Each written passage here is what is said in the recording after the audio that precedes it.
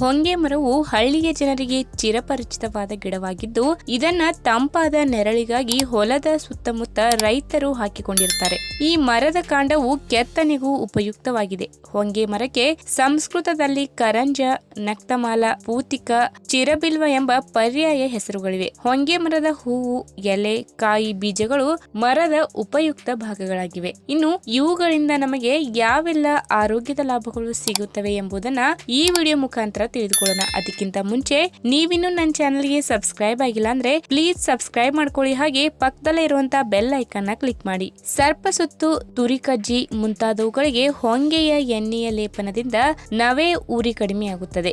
ಹೊಂಗೆಯ ಎಣ್ಣೆಯನ್ನ ಹೊಟ್ಟೆಗೆ ತೆಗೆದುಕೊಂಡಲ್ಲಿ ಉದರದ ಜಂತುಗಳು ನಾಶವಾಗುತ್ತವೆ. ಗಾಯಗಳಾಗಿದ್ದಲ್ಲಿ ಹೊಂಗೆ ಎಣ್ಣೆ ಉತ್ತಮ ಔಷಧಿಯಾಗಿ ಕೆಲಸ ಮಾಡುತ್ತದೆ. ಎಣ್ಣೆಯನ್ನ ಲೇಪಿಸಿಕೊಳ್ಳುವುದಲ್ಲದೆ ಹೊಂಗೆಯ ಎಳೆಯ ಶಾಖ ತೆಗೆದುಕೊಳ್ಳುವುದರ ಮೂಲಕ ಗಾಯಗಳನ್ನ ವಾಸಿ ಮಾಡಬಹುದಾಗಿದೆ. ಹಾಗೂ ಹುಣ್ಣು ಹಳೆಯದಾಗಿದ್ದಲ್ಲಿ ಹೊಂಗೆಯ ಎಣ್ಣೆಯ ಲೇಪನದಿಂದ ಗಾಯ ವಾಸಿಯಾಗುತ್ತದೆ. ಇನ್ನು ಕೈಕಾಲು ಊತ ಬಂದಿದ್ದಲ್ಲಿ ಹೊಂಗೆಯ ಬೇರಿನ ರಸವನ್ನ ತೆಂಗಿನ ಹಾಲಿನ ಜೊತೆಗೆ ಬೆರೆಸಿ ಸೇವಿಸಬೇಕು. ಕೆಮ್ಮಿನಿಂದ ಬಳಲುವವರು ಹೊಂಗೆಯ ಬೀಜವನ್ನ ಪುಡಿ ಮಾಡಿ ಸೇವಿಸುವುದರಿಂದ ಕೆಮ್ಮು ಗುಣಮುಖವಾಗುತ್ತದೆ. ಅಜೀರ್ಣ, ಬೇದಿ, ಹೊಟ್ಟೆಯುಬ್ಬರವಿರುವಾಗ ಹೊಂಗೆಯ ಚಿಗುರೆಲೆಯ ತಿನ್ನುವುದರಿಂದ ನಿವಾರಣೆಯಾಗುತ್ತದೆ. ಮೈ ಮೇಲೆ ಪಿತ್ತದ ಗಾದರೆಗಳೆದ್ದಾಗ ಎಳೆಯ ರಸ ಲೇಪಿಸಬೇಕಲ್ಲದೆ ಎಳೆಯ ರಸವನ್ನ ಮೊಸರಿನೊಡನೆ ಬೆರೆಸಿ ಕುಡಿಯಬೇಕು. ಇನ್ನು ಸಿಹಿ ಮೂತ್ರ ರೋಗಿಗಳು ಹೊಂಗೆಯ ಹೂವಿನ ಕಷಾಯ ಕುಡಿಯುವುದರಿಂದ ರೋಗವನ್ನ ಆದಷ್ಟು ಕಡಿಮೆ ಮಾಡಬಹುದು. ತಲೆಯ ಕೂದಲು ಉದುರುತ್ತಿದ್ದರೆ ಹೊಂಗೆಯ ಹೂವನ್ನ ಅರೆದು ಲೇಪಿಸುವುದರಿಂದ ಕೂದಲು ಉದುರುವಿಕೆ ಕಡಿಮೆಯಾಗಿ ಬೆಳೆಯಲಾರಂಭಿಸುತ್ತದೆ. ಇನ್ನು ಕುರುಗಳಾಗುತ್ತಿದ್ದಲ್ಲಿ ಹೊಂಗೆಯ ಎಲೆಯನ್ನ ಲಕ್ಕಿ ಎಲೆಯೊಂದಿಗೆ ಅರೆದು ಲೇಪಿಸುವುದರಿಂದ ಕುರುಗಳು ಮಾಯವಾಗುತ್ತದೆ. ಮೂಲವ್ಯಾಧಿಯಲ್ಲಿ ರಕ್ತಸ್ರಾವವಾಗುತ್ತಿದ್ದಲ್ಲಿ ಹೊಂಗೆಯ ಬೇರನ್ನ ಅರೆದು ಮಜ್ಜಿಗೆಯೊಂದಿಗೆ ಬೆರೆಸಿ ಸೇವಿಸುವುದರಿಂದ ರಕ್ತಸ್ರಾವವನ್ನು ಕೂಡ ತಡೆಯಬಹುದು. ಇನ್ನು ಒಬ್ಬರ ಶರೀರ ಮತ್ತೊಬ್ಬರ ಶರೀರಕ್ಕಿಂತ ವಿಭಿನ್ನವಾಗಿರೋದ್ರಿಂದ ಇದನ್ನ ಸೇವಿಸುವ ಮೊದಲು ವೈದ್ಯರ ಸಲಹೆ ಪಡೆಯುವುದು ಉತ್ತಮ.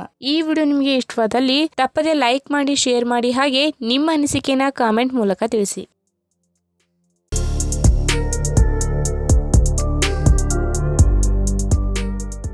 ರಾಜ್ಯದ ಉತ್ತರ ಭಾಗದಲ್ಲಿ ಜೋಳದ ರೊಟ್ಟಿಯು ತುಂಬಾನೇ ಜನಪ್ರಿಯ. ಇದು ರುಚಿಕರ ಮಾತ್ರವಲ್ಲದೆ ಇದರಿಂದ ದೇಹಕ್ಕೆ ಹಲವಾರು ಬಗೆಯ ಪೋಷಕಾಂಶಗಳು ಕೂಡ ಸಿಗುವುದು. ಸಿನಿಮಾ ನೋಡಲು ಹೋದರೆ ಪಾಪ್ಕಾರ್ನ್ ಕೂಡ ನಮ್ಮ ಕೈಯಲ್ಲಿರುವುದು. ಅದು ಕೂಡ ಜೋಳದಿಂದಲೇ ತಯಾರಿ ಮಾಡಿರುವುದು. ಜೋಳವನ್ನ ಆಹಾರ ಕ್ರಮದಲ್ಲಿ ಬಳಕೆ ಮಾಡಿದರೆ ಅದರಿಂದ ಹಲವಾರು ಬಗೆಯ ಆರೋಗ್ಯ ಲಾಭಗಳು ಸಿಗುವುದು. ಜೋಳವನ್ನು ಕೇವಲ ರೊಟ್ಟಿ ಮಾತ್ರವಲ್ಲದೆ ಹಲವಾರು ಬಗೆಯಿಂದ ಬಳಕೆ ಮಾಡಬಹುದು. ಇದು ಗ್ಲೂಟೆನ್ ಮುಕ್ತವಾಗಿರುವ ಕಾರಣದಿಂದಾಗಿ ವಯಸ್ಸಾದವರು ಇದನ್ನ ತಪ್ಪದೆ ತಮ್ಮ ಆಹಾರ ಕ್ರಮದಲ್ಲಿ ಸೇವನೆ ಮಾಡಬೇಕು. ಹಾಗಾದ್ರೆ ಜೋಳದಿಂದ ಸಿಗುವಂತಹ ಲಾಭಗಳು ಏನೇನು ಎಂದು ಇವತ್ತಿನ ವಿಡಿಯೋ ಮುಖಾಂತರ ತಿಳಿದುಕೊಳ್ಳೋಣ. ಅದಕ್ಕಿಂತ ಮುಂಚೆ ನೀವಿನ್ನು ನನ್ನ ಚಾನೆಲ್ಗೆ ಸಬ್ಸ್ಕ್ರೈಬ್ ಆಗಿಲ್ಲ ಅಂದ್ರೆ ಪ್ಲೀಸ್ ಸಬ್ಸ್ಕ್ರೈಬ್ ಮಾಡ್ಕೊಳ್ಳಿ. ಹಾಗೆ ಪಕ್ಕದಲ್ಲೇ ಇರುವಂತಹ ಬೆಲ್ ಐಕನ್ ನ ಕ್ಲಿಕ್ ಮಾಡಿ. ಒಂದು ಮಧ್ಯಮ ಗಾತ್ರದ ಜೋಳದಲ್ಲಿ 77 ಕ್ಯಾಲರಿ ಅಂಶವೂ ಇದೆ. ಆದರೆ ಇದರಲ್ಲಿ 17 ಗ್ರಾಂ ಕಾರ್ಬ್ಸ್ ಕೂಡ ಇದೆ ಎಂದರೆ ಆಗ ಖಂಡಿತವಾಗಿಯೂ ನಿಮಗೆ ಭೀತಿ ಉಂಟು ಮಾಡಬಹುದು.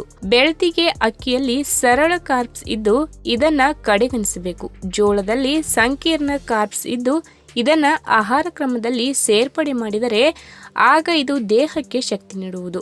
ಜೋಳವು ಸಿಹಿಯಾಗಿದ್ದರೂ ಇದರಲ್ಲಿ ಸಕ್ಕರೆಯು ಕೇವಲ 3 ಗ್ರಾಂನಷ್ಟು ಮಾತ್ರ ಇದೆ. ಇದರಲ್ಲಿ ಪ್ರೋಟೀನ್ ಮತ್ತು ನಾರಿನಾಂಶವು ಉತ್ತಮ ಪ್ರಮಾಣದಲ್ಲಿದ್ದು ಹೊಟ್ಟೆ ತುಂಬಿದಂತೆ ಇಡುವುದು. ಇನ್ನು ಮಧ್ಯ ವಯಸ್ಸು ಮತ್ತು ವಯಸ್ಸಾದವರಲ್ಲಿ ಟೈಪ್ 2 ಮಧುಮೇಹದ ಅಪಾಯವು ಹೆಚ್ಚಾಗಿರುವುದು.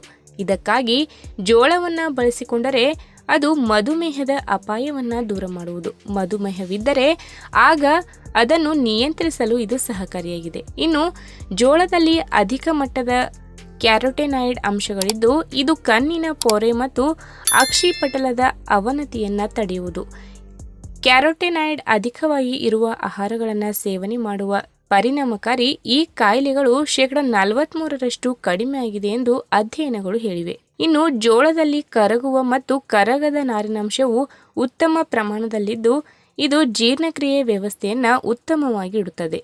ಕರುಳಿನ ಕ್ಯಾನ್ಸರ್ ಅನ್ನ ಇದು ತಡೆಯುವುದು ಮತ್ತು ಹೊಟ್ಟೆಯಲ್ಲಿ ಒಳ್ಳೆಯ ಬ್ಯಾಕ್ಟೀರಿಯಾವನ್ನು ವೃದ್ಧಿಸುವುದು ಎಂದು ಅಧ್ಯಯನಗಳು ಹೇಳಿವೆ.